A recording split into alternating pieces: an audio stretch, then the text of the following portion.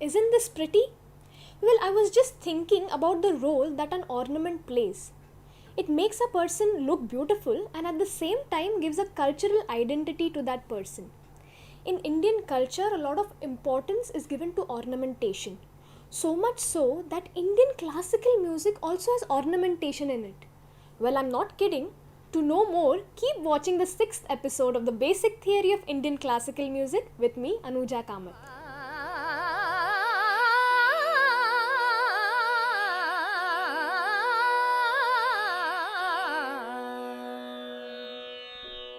In Indian classical music, the term alankar is used to denote ornamentation. But this term alankar can also refer to something called as paltas. Now what are these paltas? These paltas are combinations of notes in aroha and avroha which are taught to the beginner students so that they can understand the distance of swaras from each other. Now examples of paltas are sa re re ga ga ma ma pa or sa re ga ma pa.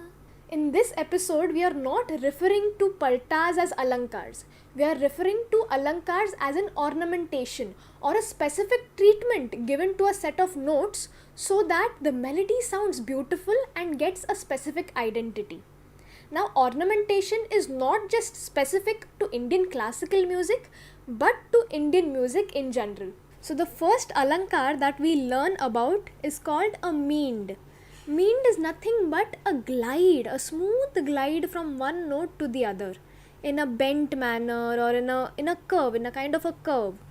So if you take sa pa sa in a straight form, it will be sa pa sa. But in a meend, it will be sa pa sa. You see the glide? Now, this meend as an alankar has given many ragas its identity. For example, rag Shuddha Kalyan. It has meend from sa to dha and pa to ga. That is the essential identity of rag Shuddha Kalyan. So, sa dha pa ga. Meend can also be found in many Bollywood songs. For example, my favorite song from Rang De Basanti, तू बिन बताए मुझे ले चल कहीं, or even रसिक बलमा. You see the glide? That is called a meend. The next ornament is called a khatka. What is a khatka? It is a little break or a little jerk that you take. If you take the notes plainly, it will be sa re ga ma, but with a khatka it will be sa re ga ma or sa re ga ma. Little breaks or little jerks, those are khatkas. Khatkas are found in many Indian songs, many Bollywood songs. For example, hame tumse pyar, so tumse pyar, khatkas.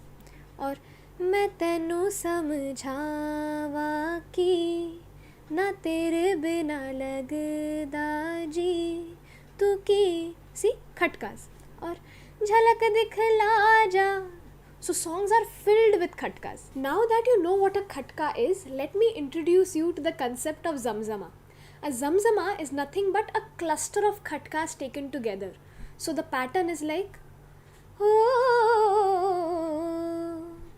this is found a lot in Maharashtrian and Punjabi folk songs. This zamzama is also a characteristic of what is called as tappa gaiki or the semi-classical form of singing in Punjab. So a small example of tappa gaiki would be e bala. So you see the cluster of khatkas? It is called a zamzama. Next is what is called as murki.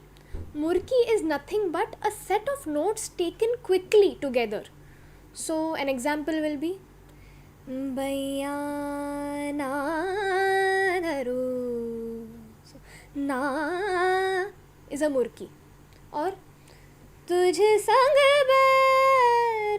So sang again is a murki. So Bollywood songs might have a lot of murkis in them. But when it comes to Indian classical music, the musician is asked not to take a lot of murkis because it can mess with the seriousness of the rag. The next ornament is called Andolan, which is the slow oscillation of notes.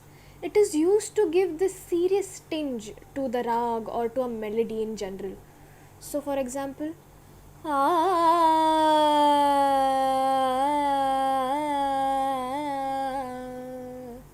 or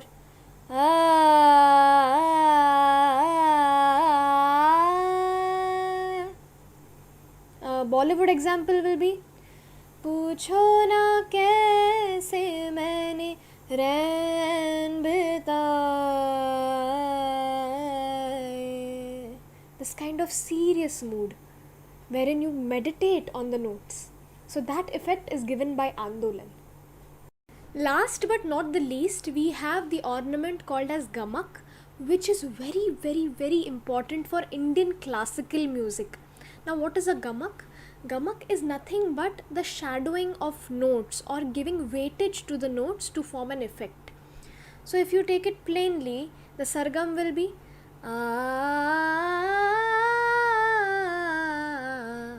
but with gamak it will be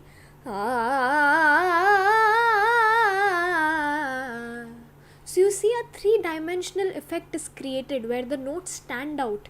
It's all because of this gamak. Now an example of how the gamak makes the rag stand out will be, take a bandish from any rag. I'll take a rag bihag. If you sing it plainly, it will be Bajat Muri Payal Jhanan Jhanan. But with gamak, Bajat Muri Payal Jhanan Jhanan. A kind of shadowing which gives that effect. Now Carnatic music gives a lot of importance to what is called a kampita gamak or a shaky weightage given to the notes with a shake. For example, Ramani no nam nina. So that was a kind of a shake but with weightage and it was pronounced, so it's called as kampita gamakam. It is also interesting to note how gamaks are not taken in Indian light music because it will spoil the mood of the song. Now imagine, ab tum hi ho, ab tum hi ho. It just spoils the whole feel of the song. Just like how in our daily lives we choose ornaments according to situations and don't wear too much or too little of ornaments, in the same way the proportion of ornamentation and the timing of ornamentation is extremely essential in Indian music because ornamentation is the one that defines the melody. So in case you could relate to this video and you enjoyed watching this video, please do like, share and subscribe to my channel. I wish to see you in my coming episodes. Till then, take care and peace be with you.